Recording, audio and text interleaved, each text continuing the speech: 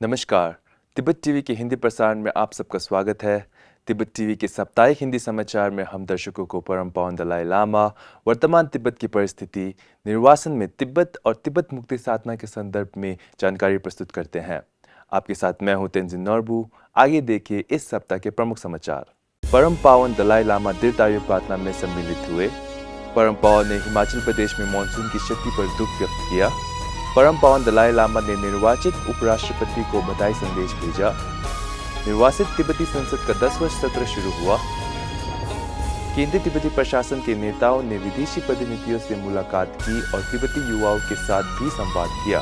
प्रतिनिधि कर्मा सिंघे ने ऑस्ट्रेलियाई विपक्षी विदेश मामलों के मंत्री से मुलाकात की। स्विट्जरलैंड और लिechtenstein में तिब्बतियों ने जिनेवा में संयुक्त राष्ट्र मानवाधिकार परिषद के 60वें सत्र के दौरान शांतिपूर्ण प्रदर्शन किया। उत्तरी अमेरिका के तिब्बती संघों ने 23वें वार्षिक सम्मेलन संपन्न किया।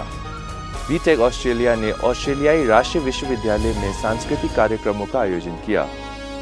तिब्बती कार्यालय लंदन ने तिब्बती विश्वविद्यालय छात्रों की कार्यशाला का समापन किया। साप्ताहिक अवलोकन करुणा वर्ष का उत्सव।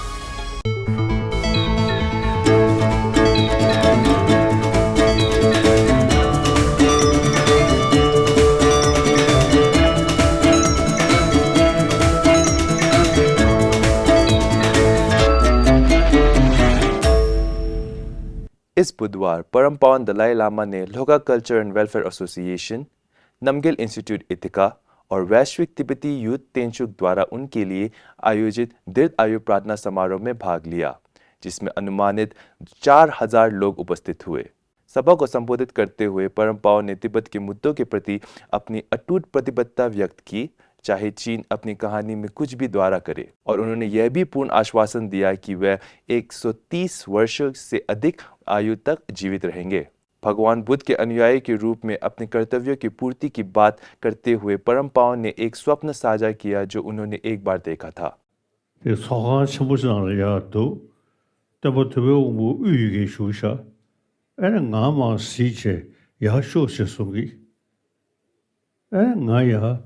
Tambe kunduliya kusho chabo cheje chibai. Ene ga ene tambe tide de a sen sonju. Ene ngang golma chuzuru sidan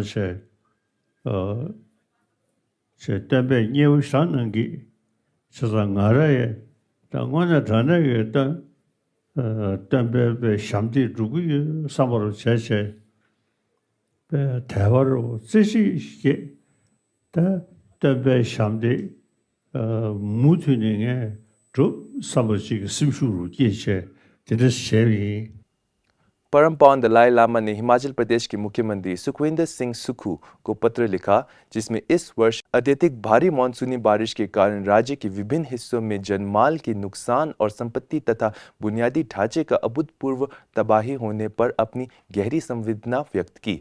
परम पावन दलाई लामा ने राज्य सरकार द्वारा किए गए कार्यों की सराहना की और दलाई लामा ट्रस्ट से राहत और पूर्ण वर्ष प्रयासों के लिए योगदान स्वरूप दान देने का आग्रह किया। भारत के उपराष्ट्रपति के रूप में सीपी राधाकृष्ण के चुनाव के बाद परम पावन दलाई लामा ने उन्हें अपनी शुभकामनाएं देने के लिए पत्र लिखा। परम पावन दलाई लामा ने एक बार फिर भारत की क्षमता पर अपने विश्वास को व्यक्त किया, जो व्यक्तिगत और समग्र रूप से विश्व में शांति को बढ़ावा देने की सक्षम है, और उपराष्ट्रपति निर्वाचित को इस महान देश के लोगों को आशाओं और आकांक्षाओं को पूरा करने की कार्य दिशा में सफलता की कामना की। इस सप्ताह बुधवार को 17वीं निर्वासित तिब्बती संसद का 10वां सत्र प्रारंभ हुआ। अपने उद्घाटन संबोधन में संसद अध्यक्ष खिम्बुसुनम तेम्फेल ने परम पावन दलाई लामा के उस स्पष्टीकरण पर प्रकाश डाला जिसमें उन्होंने दलाई लामा संस्था की निरंतरता पर जोर दिया और तथाकथित तिब्बत स्वायत्त क्षेत्र की 60वीं वर्षगांठ पर राष्ट्रपति जी जिनपिंग के तिब्बत दौरे को एक राजनीतिक प्रचार बताया। संसद ने स्वर समिति से परम पावन दलाई लामा की प्रति कृतज्ञता का एक प्रस्ताव पारित किया। 18 सितंबर तक चलने वाले इस सत्र के दौरान केंद्रीय तिब्बती प्रशासन और काशा के विभागों की रिपोर्टों की समीक्षा और उनके उत्तरों तथा स्पष्टीकरणों पर विचार विमर्श किया। इस सप्ताह केंद्रीय तिब्बती प्रशासन के 3 स्तंभों के नेताओं इशी वांगमो, तिब्बती स्वरोच्च न्यायायुक्त, खिम्बुसुनम तेम्फेल, निर्वासन तिब्बती संसद अध्यक्ष, केंद्रीय तिब्बती प्रशासन के सिक्योंग पेम्बा त्सिरिंग और केंद्रीय तिब्बती प्रशासन के प्रवक्ता तेंजी लेक्शे ने सिक्योंग हॉल में परम पावन दलाई लामा को दीर्घ आयु प्रार्थना अर्पण करने वाले वैश्विक तिब्बती युवा तेंशुक के सदस्यों से संवाद किया। इस मुलाकात के दौरान केंद्रीय तिब्बती प्रशासन के नेतृत्व ने सामूहिक रूप से युवाओं द्वारा प्रार्थना अर्पण के पहल की सराहना की और अपने संबंधित मेजबान देशों में तिब्बत के लिए तिब्बती युवाओं के योगदान और वकालत की अहम भूमिका को रेखांकित किया। यिशी वांगमो ने तिब्बती सर्वोच्च न्याय आयोग के विकास, संरचना, जिम्मेदारियों और उपविभागों के बारे में चर्चा की, जबकि संसद अध्यक्ष खेम्बो सोनम तेम्फिल ने निर्वासित तिब्बती संसद के विकास पर बात की और संसद के सदस्यों की भूमिकाओं और जिम्मेदारियों पर विस्तार से बताया। सिक्योंग पेम्बा त्सिरिंग ने केंद्रीय तिब्बती प्रशासन, तिब्बती समुदाय और तिब्बती युवाओं के बीच एकता और सहयोग के महत्व को रेखांकित किया। उन्होंने कहा कि दृष्टिकोण में अंतर होने के बावजूद तिब्बत के न्यायिक मुद्दे के लिए एक साझा लक्ष्य के प्रयासों की ओर संरेखित किया जाना चाहिए। पिछले सप्ताह केंद्रीय तिब्बती प्रशासन के नेतृत्व ने कई विदेशी प्रतिनिधियों से अलग अलग बैठकों में बातचीत की। सिक्योंग पेम्बा त्सिरिंग, संसद अध्यक्ष खेम्बो सोनम तेम्फिल, उपाध्यक्ष डोमा त्सिरिंग तेखांग और कर्नल नोजो डोमा ने जापानी संसद वादा यूचिहिरो से मुलाकात की, जो पिछले सप्ताह 65वीं तिब्बती लोकतंत्र दिवस में मुख्य अतिथि के रूप में धर्मशाला आए थे। बैठक के दौरान संसद अध्यक्ष और उपाध्यक्ष ने उन्हें धर्मशाला आने और जापान के लोकतांत्रिक मूल्यों के लिए आभार व्यक्त किया, जिनसे तिब्बती लोग बहुत कुछ सीख सकते हैं। सिक्योंग पेम्बा त्सिरिंग, संसद अध्यक्ष खेम्बो सोनम तेम्फिल और उपाध्यक्ष डोमा त्सिरिंग तेखांग ने यूरोपियन युवा प्रतिनिधि मंडल के डेनिश प्रतिभागियों और अंतर्राष्ट्रीय तिब्बती अभियान के सदस्य से भी मुलाकात की। पिछले शुक्रवार को ऑस्ट्रेलियाई विपक्षी विदेश मामलों के मंत्री और सेनेटर मिकेला कैश ने कैनबेरा स्थित तिब्बत कार्यालय के प्रतिनिधि कर्मा सिंघे से संसद भवन में अपने कार्यालय में मुलाकात की। प्रतिनिधि कर्मा सिंघे ने सेनेटर कैश को परम पावन दलाई लामा के जीवन और विरासत को सम्मानित करने के लिए केंद्रीय तिब्बती प्रशासन द्वारा करुणा वर्ष के नामकरण, दलाई लामा संस्था की निरंतरता पर परम पावन की पुष्टि और इस मुद्दे पर चीन के बढ़ते हस्तक्षेप के बारे में जानकारी दी। संसद मिकेला कैश ने परम पावन दलाई लामा और तिब्बती लोगों को अपना पूरा समर्थन देने का आश्वासन दिया और चीनी सरकार द्वारा तिब्बती ऑस्ट्रेलियाई लोगों के अंतर्राष्ट्रीय दमन के कृत्यों की निंदा की। इस सोमवार संयुक्त राष्ट्र मानवाधिकार परिषद के 60वें सत्र के दौरान स्विट्जरलैंड और लिechtenstein के तिब्बती समुदाय ने संयुक्त राष्ट्र मुख्यालय के सामने शांतिपूर्ण प्रदर्शन किया। जिनेवा स्थित तिब्बती प्रतिनिधि ठिले छुकी ने तिब्बत में जारी मानवाधिकार उल्लंघनों पर गंभीर चिंता व्यक्त की और तिब्बत में टुकुपांदे वांगेल की हाल की मृत्यु पर ध्यान आकर्षित किया। मानवाधिकार उच्चायुक्त वॉल्कर टर्क ने 60वें सत्र में अपने उद्घाटन भाषण में उल्लेख किया कि उनके कार्यालय ने तिब्बतियों की सुरक्षा के लिए जो कदम उठाए थे वे अभी तक पूरे नहीं हुए हैं और यह मामला उनके कार्यालय की प्राथमिकता में है। In China, the progress we have sought for the protection of the rights of Uyghurs and other Muslim minorities in Xinjiang, as well as Tibetans in their regions, has yet to materialize. This is a priority for my office's engagement. उत्तर अमेरिकी तिब्बती संघों का 23वां वर्ष सम्मेलन 31 अगस्त से 2 सितंबर तक Minnesota में आयोजित किया गया, जिसमें तिब्बत कार्यालय वाशिंगटन डीसी के प्रतिनिधि डॉक्टर नामग्याल चुडुप मुख्य अतिथि के रूप में उपस्थित हुए।